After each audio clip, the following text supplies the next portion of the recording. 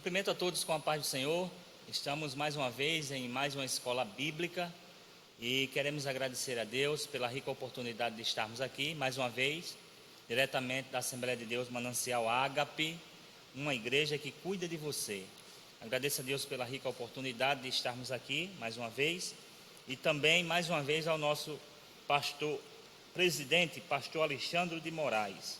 Queridos, nós estamos com a lição de número 7, que tem por título Cristo é a nossa reconciliação com Deus, certo?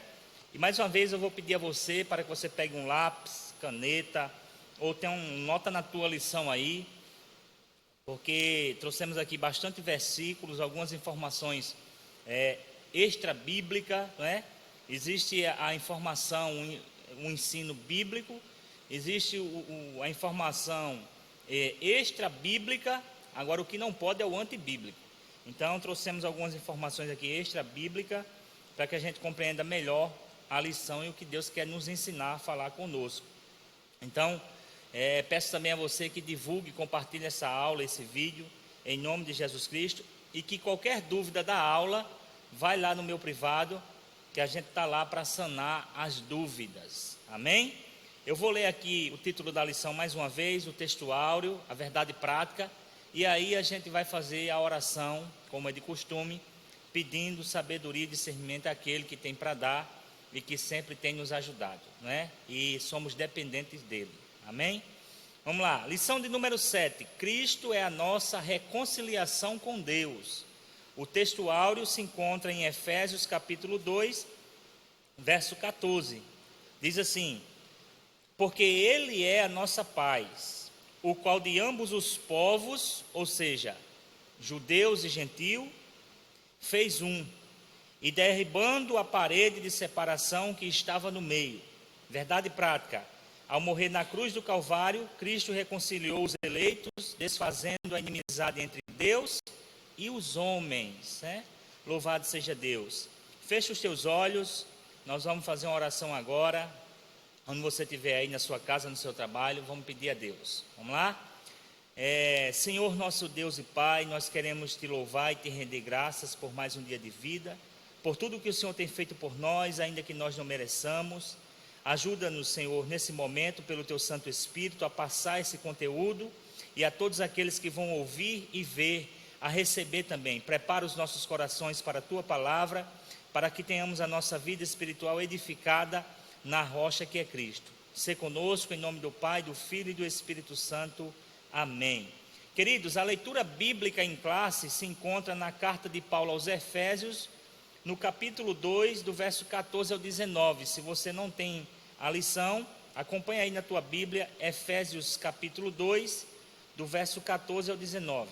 Diz assim: porque Ele é a nossa paz, o qual de ambos os povos fez um, e derribando a parede de separação que estava no meio, na sua carne desfez a inimizade, isto é, a lei dos mandamentos, que consistia em ordenanças para criar em si mesmo, dos dois, um novo homem, fazendo a paz. E pela cruz reconciliar ambos com Deus em um corpo, matando com ela as inimizades. E vindo ele, evangelizou a paz a vós, que estáveis longe, e aos que estavam perto, porque por ele ambos temos acesso ao Pai em um mesmo Espírito.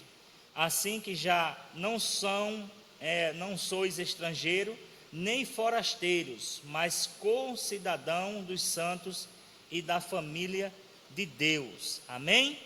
A introdução da nossa aula diz o seguinte: se na lição anterior analisamos o antigo quadro desolador acerca dos gentios, né? A gente sabe que gentios é todo aquele que não é judeu, né? Em que o apóstolo Paulo descreveu. Nesta veremos que houve uma significativa mudança na sequência do capítulo 2. No versículo 13, Paulo usa a expressão adversativa, mas agora, ou seja, né? Abriu-se uma porta de escape, abriu-se uma janela, né? Houve algo inesperado, para indicar que algo aconteceu e alterou a situação dos gentios.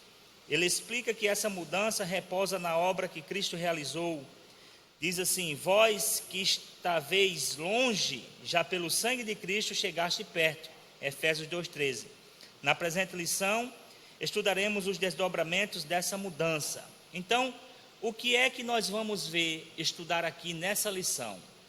Nós vamos estudar, por exemplo, mais a fundo, já foi falado na outra, mas nós vamos estudar mais a fundo, não é? Mais detalhadamente, que Deus reconciliou o mundo consigo mesmo através de Cristo, não é? Nós vamos ver que essa verdade nos mostra que outrora o pecador estava sem rumo, sem direção, não é? Numa situação caótica, desoladora e perdida, mas agora a condição mudou. Mudou por quê? Por causa da obra de Cristo na cruz do Calvário, não é? Aos seres humanos que se arrependem de seus pecados e se reconciliam com Deus, volta a paz, volta a comunhão, né? Tudo aquilo que havia perdido. Então, é isso aqui que nós vamos estudar nessa lição. E o primeiro tópico tem um título assim: Cristo desfez a inimizade entre os homens. Ora, eu quero chamar a sua atenção antes desse primeiro tópico para o título da nossa lição, porque ele diz assim: Cristo é a nossa reconciliação. E aqui eu quero que você preste atenção, que tem tudo a ver isso aqui. Às vezes a gente vê um versículo, uma palavra, e acha que ela não tem um significado. Então, reconciliação vem de quê? Reconciliar. Então, dentro do contexto bíblico, na língua grega, a palavra reconciliar é apokatalasso. Então, é uma junção de duas palavras gregas, apo, que significa separado, e catalasso, que significa voltar a teu favor. Ou seja, apokatalasso, reconciliar, é reconciliar outra vez, é trazer de volta um estado de harmonia anterior. Então, por isso que o título da lição é a nossa reconciliação com Deus através de Cristo, porque a comunhão havia perdido, né? Havia se perdido e achávamos inimigos de Deus. A nossa condição era essa. Por isso que o título 1 diz assim, o tópico 1: Cristo desfez a inimizade entre os homens. Diz assim: a parede de separação entre os homens. Trata-se de uma analogia, não é? Uma analogia, ou seja, uma semelhança com as muralhas do Templo de Jerusalém. A estrutura da construção revela o exclusivismo religioso do judaísmo. Entre o santuário e o átrio dos gentios havia um muro de pedra com a proibição de acesso aos estrangeiros. O extremismo judaico quanto a esse aspecto levou Paulo, não é, à prisão, quando ele foi acusado de permitir que um grego ultrapassasse essa barreira. Está lá em Atos capítulo 11, do verso 28 ao 30. Então, para você ter a ideia, né, dessa questão aqui de extremismo que existia no judaísmo, no templo foi criado um muro de aproximadamente 1,5 metros de altura, ou seja, uma área destinada, que separava os gentios, certo? E segundo o historiador Flávio Joséfo, nesse muro existiam 13 placas de pedras com escritas que diziam o seguinte: que eles não poderiam ultrapassar aquele limite, ou seja, os gentios não poderiam ultrapassar aquele limite, ou seja, dali para frente, só quem podia ter acesso eram os judeus. Ou seja, e o que é que estava se criando nisso aí? Estava se criando um exclusivismo para os judeus e uma hostilidade por parte dos judeus para com os gentios. Ou seja, estava acontecendo uma acepção de pessoas. Agora parece até que o nosso Deus é um Deus que faz acepção de pessoas. Deus não faz, não é? 2 Crônicas, capítulo 19, verso 7, diz assim, agora, pois, seja o temor do Senhor convosco, guardai-o e fazei-o, porque não há no Senhor, nosso Deus, iniquidade, nem acepção de pessoas, nem aceita suborno. Ou seja, Deus não faz acepção de pessoas. E os judeus, eles faziam isso, né? Até hoje, aqueles que não se converteram se acham superior às demais pessoas, aos demais seres humanos. Romanos 2:11 diz assim: porque para com Deus não há acepção de pessoas. Ou seja, com Deus não existe, não tem exclusivismo para ser ninguém. Então, o que é que nós aprendemos aqui, logo de cara? Que perante Deus todos são iguais. E quando eu falo isso aqui, eu quero ser mais claro ainda. Do porteiro ao pastor, não tem ninguém com exclusivismo dentro da igreja, que é o corpo de Cristo. Todos são iguais perante Cristo. O que há de diferente são responsabilidades que são dadas a um e a outro. Então, não existe isso porque é filho do pastor, é a esposa do pastor, né? Eu também sou pastor, estou falando como pastor que sou, e muitas das vezes as pessoas querem um exclusivismo, né? A gente vê muitas das vezes que as pessoas querem ser colocadas num patamar mais alto. Não, porque a dirigente de tal departamento, a dirigente de tal departamento é uma pessoa igual a mim e a você. Não é porque você canta, não é porque eu prego, não é porque você ensina, que tem que existir um exclusivismo. E o exclusivismo faz o quê? Leva todo o cristão para a área religiosa, e eu já falei isso aqui na outra aula. A religiosidade é um perigo. Por quê? Porque ela nos conforma a viver e a praticar os dogmas humanos, e isso aí cria uma separação. É justamente isso aqui que estava acontecendo, não é? E que Paulo, ao perceber isso aqui, teve que escrever a carta para poder sanar esses fatos, não é? Então, essa área que era exclusiva dos judeus, não é? Quando Paulo foi acusado de colocar, né, um estrangeiro lá, o negócio ficou estreito para Paulo. Se você quiser ler em Atos, né, 21, do 28 a 30, e der sequência a essa leitura, você vai aprender muita coisa. 2. A derrubada da parede de separação. O apóstolo declara que em Cristo foi derrubada a parede de separação que estava no meio. Agora imagine só, veja como seria difícil você que mora aqui na Manancial Ágape, que mora aqui no bairro das Indústrias, ou no Vieira, por exemplo, eu moro no Veneza. Imagine a rua principal do bairro que você mora, ser feita uma parede no meio, impedindo as pessoas de irem e virem. Imagine, impedindo as pessoas de desfrutarem ou conhecerem o que está do outro lado. Era isso que estava acontecendo.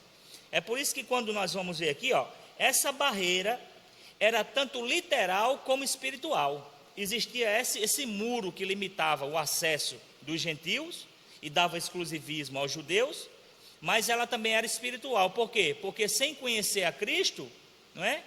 Sem conhecer a Cristo, sem conhecer a Deus, não tinha como desfrutar dos privilégios e das bênçãos espirituais e de tudo aquilo que Deus preparou para aqueles que Ele, não é, ama, né? Que confessam e reconhecem o Senhor Jesus como o Senhor e Salvador, tem o direito. Então, mas olha só, a parede era espiritual e literal, mas por mérito da cruz de Cristo, a divisória foi rompida. Assim, não somos mais forasteiros, mas somos da família de Deus, temos acesso à presença do Pai, e pelo sangue de Cristo temos livre entrada no santuário de Deus, como diz lá em Hebreus 10, 19. Agora vamos lá, subtópico 3, o conceito da lei dos mandamentos. Preste atenção nisso aqui. A compreensão desse conceito reposa na visão tripartida da lei mosaica. Preste atenção nisso aqui para você não se atrapalhar. Qualquer dúvida, entra lá no privado. Deus deu a lei, mas ela tinha dentro da lei 3 divisões. A lei, ela era, como diz aí na lição, ela era moral, cerimonial e civil. Vamos ver? Que na verdade são 3 esferas da mesma lei. A lei civil diz respeito aos israelitas como cidadão. A lei moral permanece em vigor como padrão de conduta, não é? É essa lei moral que me ensina, que me guia, que me orienta, não é? Mas não tem o poder de me salvar, como diz lá Efésios 2, 8 e 9.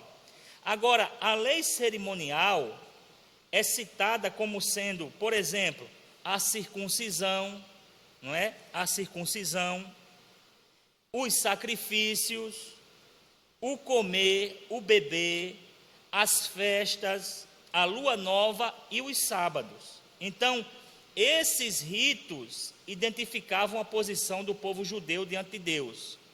Então, quando Deus escolhe os judeus para ser a nação que seria luz para as demais nações, esses ritos identificavam o povo judeu.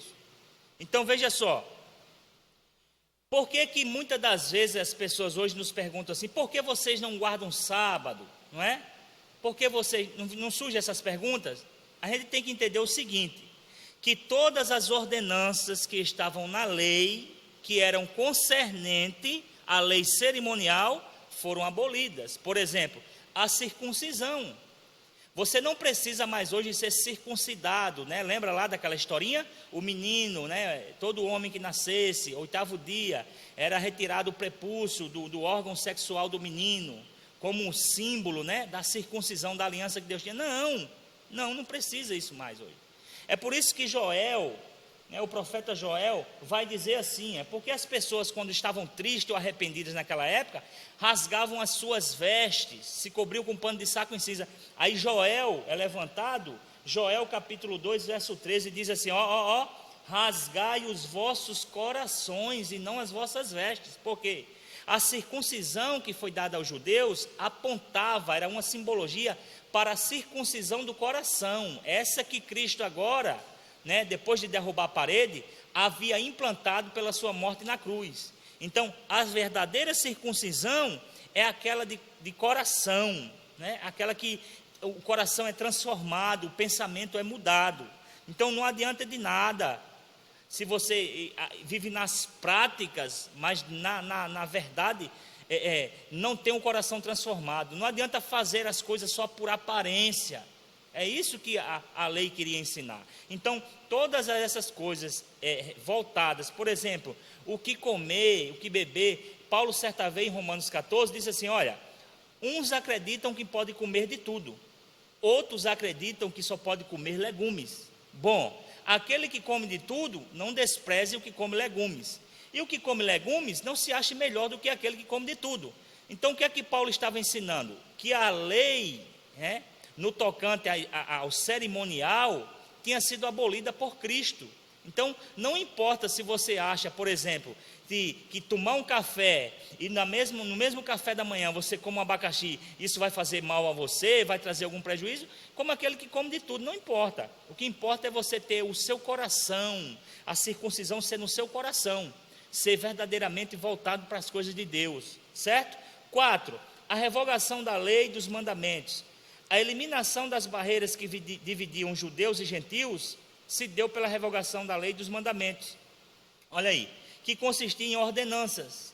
Essa revelação não contradiz o que Jesus disse em Mateus 5,17. Olha o que Jesus disse, eu vim não foi para revogar a lei, para fazer cumprir, mas essa lei que Jesus está falando é a lei na sua totalidade, a parte das ordenanças, por exemplo, circuncisão, não precisa mais hoje, sacrifícios, não precisa mais hoje, você ir lá, matar o animal, oferecer como sacrifício, porque Paulo disse que o nosso corpo deve ser apresentado como sacrifício vivo. Hoje não tem isso, não, você pode comer isso, você não pode comer isso, não. Hoje você não precisa mais da guarda do sábado, não, porque isso era referente à lei cerimonial, isso aí foi abolido, certo? Então diz assim, visto que ao entregar o seu corpo para ser crucificado, Cristo cumpriu a lei oferecendo-se como sacrifício em favor de ambos os povos, Hebreus 7,27. Desse modo, a revogação aqui aludida é a da lei cerimonial, está vendo? Que resultava em separação entre judeus e gentios. O ato de Cristo oferecido a Deus em cheiro suave aboliu a necessidade dessas ordenanças ritualísticas e assim a inimizade foi desfeita. Porque, como marca do povo de Deus, essas ordenanças eram praticadas e aí os judeus hostilizavam os gentios por conta disso, por serem a nação escolhida, por terem esse pacto, essa aliança, e aí os outros eram hostilizados. E Cristo veio para derrubar essa parede física que existia no templo, mas também essa parede espiritual que impedia os gentios de terem acesso e desfrutar tudo aquilo que Deus tinha preparado para o seu povo. Você quer ver um exemplo hoje real dessa parede? Coreia do Norte e Coreia do Sul. Existe um muro dividindo esses dois países. E aí, se alguém tem família na Coreia do Norte e mora na Coreia do Sul, não pode ter contato, a não ser através das redes sociais, mas não podem ultrapassar esse limite do muro. Está vendo como foi importante essa derrubada da parede física e espiritual nas nossas vidas? Tópico 2. Pela paz, Cristo fez um novo homem. O conceito bíblico de paz, certo?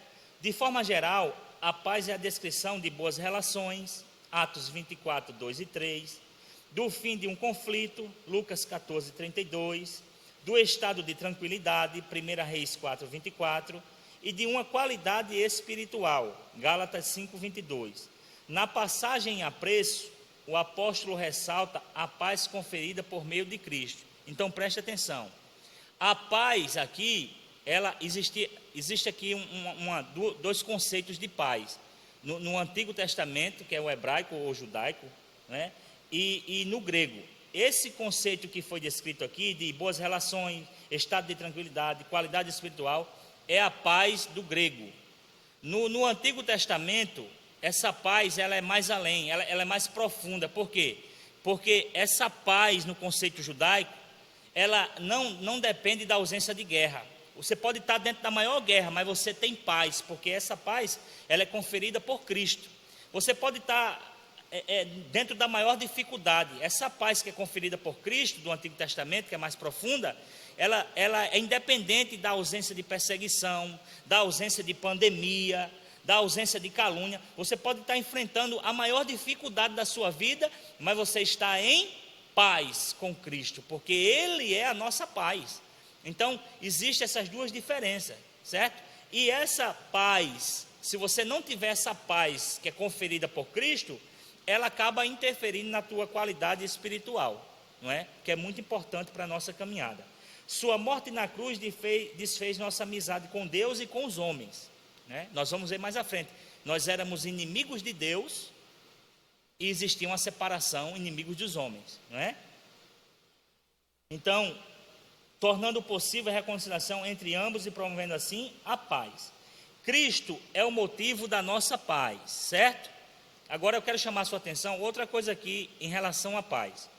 Hebreus 12, 14 diz assim: segue a paz com todos e a santificação, sem a qual ninguém verá a Deus, certo? Agora preste atenção. Quando você vai lá em Romanos 12, 18, diz assim: se possível, quando depender de vós, tende paz com todos. É o que eu disse a você. Às vezes a paz não depende de mim. Por exemplo, você discute com alguém e esse alguém é quem estava errado na discussão. Mesmo essa pessoa estando errado, você vai cumprir o que Jesus disse lá, se você lembrar que teu irmão tem algo contra ti, quando vier trazer tua oferta, deixa a ofertinha no altar, volta lá e te reconcilia. Então, mesmo o irmão estando errado, foi ele quem provocou toda a situação, você tem que ir lá e pedir perdão ao irmão. Mas me diga uma coisa, se o irmão não te perdoar, então está vendo? Se possível, quando depender de vós, tende paz com todos, não é? E isso não vai contrário a seguir a paz com todos. Você quis, a pessoa que não quis. Então, outra coisa aqui, Cristo é o motivo da nossa paz. Paulo declara que Cristo é a nossa paz. Essa expressão aponta para uma conotação mais profunda, pois Cristo não é apenas o autor da paz, mas literalmente a nossa paz. Isso implica o conceito de comunhão espiritual, ou seja, Cristo habita em nós, sendo Ele mesmo a nossa paz. Então, se nós tivermos essa paz, não é só o estado de tranquilidade, de boas relações, não, é a paz interior no coração, que nada nos abala. É isso que está faltando nos nossos corações, certo? Desse modo, essa paz repousa na igreja, entre o crente e Deus, e entre os judeus e gentios, e entre todos, agora um único povo em Cristo Jesus. Então, por que é que Cristo é não só o autor, mas literalmente é a nossa paz? Bom, Isaías 9,6, olha o que é que diz: porque um menino nos nasceu, um filho se nos deu, e o principado está sobre os seus ombros, e se chamará o seu nome maravilhoso, Conselheiro, Deus forte, Pai da eternidade e Príncipe da paz. Então presta atenção, Jesus é o Príncipe da paz. Eu vou falar nas 3 esferas, Pai, Filho e Espírito Santo. Olha o Espírito Santo, Romanos 8,6. Porque a inclinação da carne é morte, mas a inclinação do Espírito é vida e paz.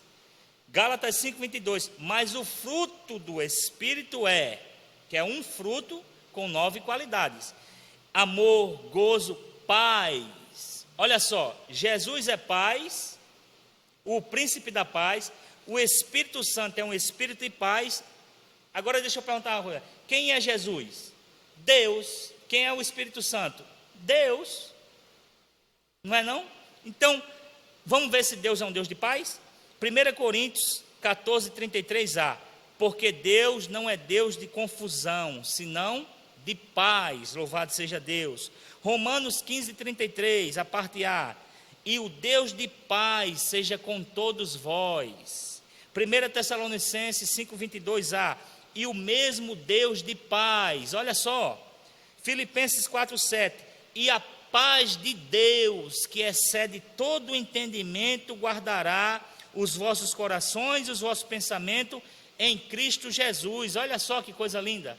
Então, o Pai, o Filho e o Espírito Santo, eles são os que promovem a paz, porque eles são a própria paz que habita dentro do crente, certo? Por isso que desse modo a paz reposa na igreja, entre Deus e os homens, e entre os homens, entre uns e outros.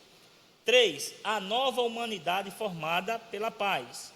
Cristo uniu os povos que outrora se hostilizavam, para que em si mesmo, 2, de um novo homem fazendo a paz. Essa unidade não foi resultado de algum acordo firmado entre os homens. Ela foi realizada em si mesmo, ou seja, o único modo possível era em Cristo. Olha só. Então, essa paz que existe entre Deus e entre os homens, ela só é possível em Cristo. Por que eu vou frisar isso aqui? Porque eu quero pegar lá 2 Coríntios 5,17. Agora, pois, se alguém está em Cristo, por que é que muitas das vezes a gente vê as pessoas vivendo uma vida contrária? Tendo umas atitudes contrárias, porque estão na igreja, não estão em Cristo. Estar em Cristo é desfrutar da plena paz. E se eu tenho paz dentro de mim, eu tenho paz com Deus e tenho paz com aquelas pessoas que estão do meu lado. É bem verdade que existem pessoas difíceis, né? Você pode até dizer, mas o senhor, pastor, é uma pessoa difícil da gente lidar. Mas tem que existir paz entre nós. Você pode até não concordar comigo e eu não concordar com você, mas a paz tem que reinar entre nós e entre Deus. E por meio de Cristo, a partir desse ato, surge uma nova humanidade. Quem é? A igreja, onde não há circuncisão e nem circuncisão, ou seja, acepção de pessoas, exclusivismo. Foi Cristo quem criou esse novo povo, fazendo a paz. Nele as desigualdades foram eliminadas. Preste atenção nisso aqui. Nele as desigualdades foram eliminadas. A acepção de pessoas desfeita, a etnia e a classe social desapareceram. Ou seja, não importa se você prega bem, não importa se você canta bem, não importa se você ensina bem, não importa se você tem um dom de apacentar e é um bom pastor, um bom líder, não. Você não é melhor do que ninguém, eu não sou melhor do que ninguém. Essas coisas que existiam, essas desigualdades, elas têm que desaparecer diante de Cristo. Ninguém pode se gloriar hoje, nem pode ter, nem é para ter grupinhos, nem exclusivismo dentro de igreja, não. Pessoas não podem ser favorecidas porque dão um dízimo maior, porque moram num bairro melhor, não. Todos nós somos iguais perante Deus, não temos do que nos gloriar. Se você prega para a glória de Deus. Se o seu departamento está indo bem para a glória de Deus. Se você ensina bem, canta bem, tudo é para a glória de Deus. E sabe o que é que a palavra de Deus diz? Que é o nosso livro, né? Nosso guia de regra, fé e prática. Olha, Jeremias, capítulo 9, verso 23 e 24. Assim diz o Senhor: não se glorie o sábio na sua sabedoria. Então, se você é sábio, se eu sou sábio, se nós somos sábios, não se glorie nisso. Nem se glorie o forte na sua força. não se glorie. Se você está forte, não se glorie na sua força. E não se glorie o rico nas suas riquezas. Olha aqui a palavra nos ensina. Mas o que se gloriar, glorie-se nisto, em me conhecer, ou me entender, né? E saber que eu sou o Senhor, que faço misericórdia, juízo e justiça na terra, porque destas coisas me agrado, diz o Senhor. Amém? Terceiro tópico para a gente finalizar, tópico 3. Pela cruz, reconciliados com Deus num corpo. Cristo se fez maldição por nós. Ser condenado à morte de cruz era um sinal de maldição e de profunda humilhação, não é? Hebreus 12, 2. E eu quero mostrar algo aqui para vocês, porque às vezes a gente tem em casa uma Bíblia de uma versão, e às vezes a gente faz uma leitura, e às vezes a gente fica assim, não, na minha não está dizendo isso. Então eu vou ler aqui um versículo aqui, esse aqui que ele está citando, Hebreus 12, 2, que diz assim, ó, preste atenção. Ele está falando aqui que Cristo se fez maldição por nós e que suportou toda a humilhação, toda a afronta e vergonha. Hebreus 12, 2, segundo a Almeida Corrigida e Fiel, diz assim: olhando para Jesus, autor e consumador da fé, o qual pelo gozo que lhe estava proposto, suportou a cruz, desprezando a afronta. Olha só, desprezando a afronta, e assentou-se à destra do trono de Deus. Se você pega esse mesmo versículo na Nova Almeida Atualizada de 2017, aonde tem desprezando a afronta, tem assim, sem se importar com a vergonha. Se você pega esse mesmo versículo na NTLH, que é a nova tradução na linguagem de hoje, aonde na Almeida Corrigida e Fiel tem desprezando a afronta, tem dizendo assim: ele não se importou com a humilhação de morrer na cruz, e hoje está sentado à destra de Deus. Então, por isso que você que é um apreciador das Escrituras, é bom você ter mais de uma versão bíblica na sua casa, além de bons livros, né, bons comentários, dicionários, e por aí vai. Às vezes, quando a gente começa a comentar essas coisas, as pessoas dizem, mas rapaz, tem que ter tudo isso. Infelizmente, se você gosta de estudar, se você gosta de ensinar, não é? Então, você tem que ter tudo isso para poder ter uma base boa. Então, o réu era açoitado na morte por cruz por um chicote de várias tiras de couro, né? Esse chicote que chama-se azorrague, 12 tiras de couros. Imagine só, em cada extremidade de um couro daquele, uma limalha de ferro ou um osso de carneiro quebrado. Toda vez que alguém era chicotado, iam 12 marcas, né, ou 12 cortes no corpo de alguém. Acompanhado de chumbo ou ossos nas pontas. Marcos 15. Em seguida, era obrigado a carregar publicamente sua cruz até o local da execução. João 19, 7. Por essas razões, a cruz era escândalo para os judeus e loucura para os gentios. Apesar disso, Cristo suportou a afronta, né? Suportou toda a humilhação, levou a nossa culpa, entregou o seu corpo para a crucificação e se fez maldição por nós, como diz lá em Gálatas 3,13, que todo aquele que era pendurado no madeiro era considerado maldito. Então ele se fez maldição por nós nesse sentido. Subtópico 2, reconciliados pela cruz de Cristo. Foi o sacrifício vicário de Cristo na cruz e sua consequente vitória sobre a morte que possibilitaram a nossa reconciliação com Deus e com os homens. Colossenses 1:20.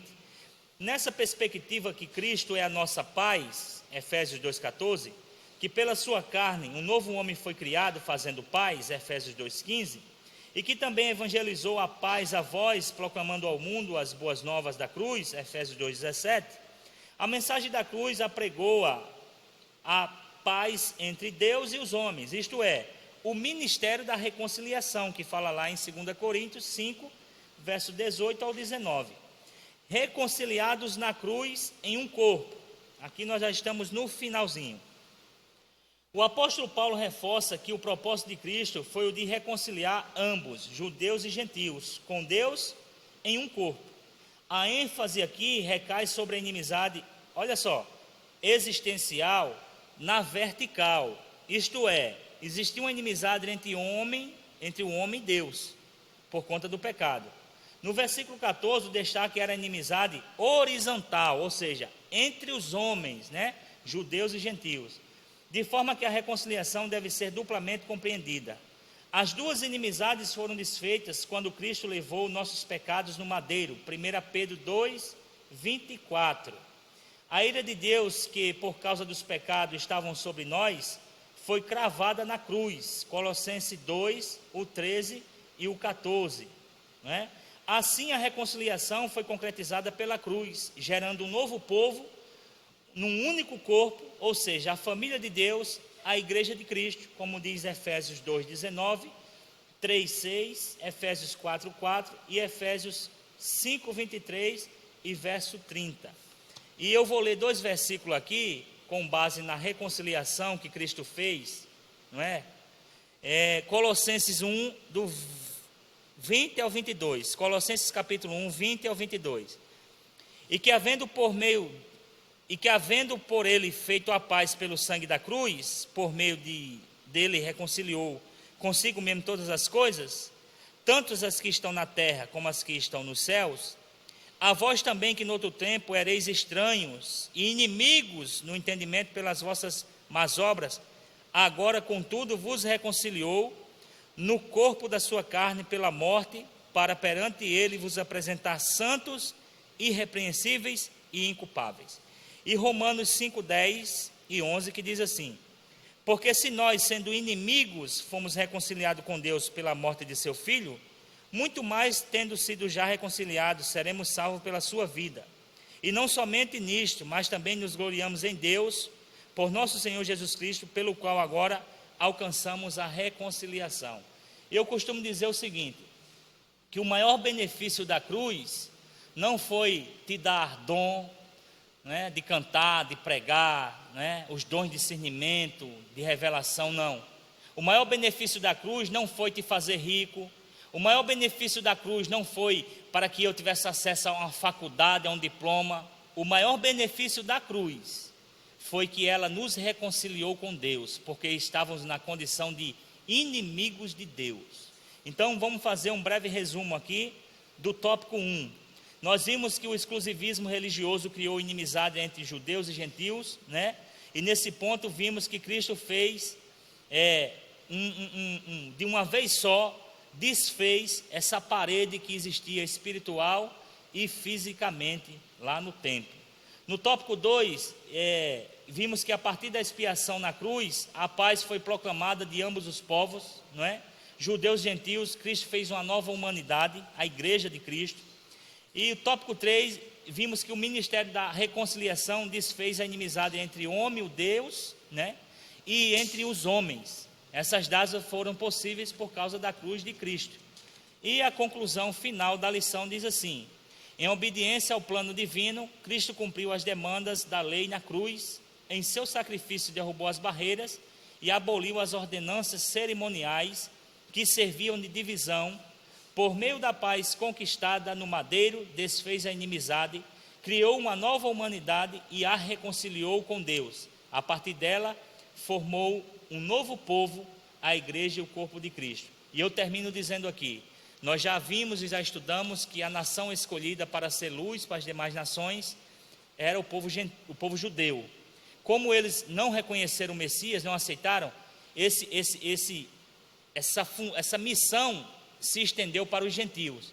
E preste atenção nisso aqui, nós devemos ter muito cuidado para não falharmos como os judeus falharam, porque a responsabilidade agora é nossa, está sobre os nossos ombros, de divulgar, de proclamar, de evangelizar e dizer para as pessoas que a condição que elas se encontram sem Deus, elas são inimigas de Deus, mas que através do sacrifício de Cristo na cruz do Calvário, existe reconciliação, perdão dos pecados e salvação, vida eterna nos céus. Que Deus possa abençoar a sua casa, que Deus possa abençoar a sua família e a sua vida. Fique com Deus em nome de Jesus Cristo.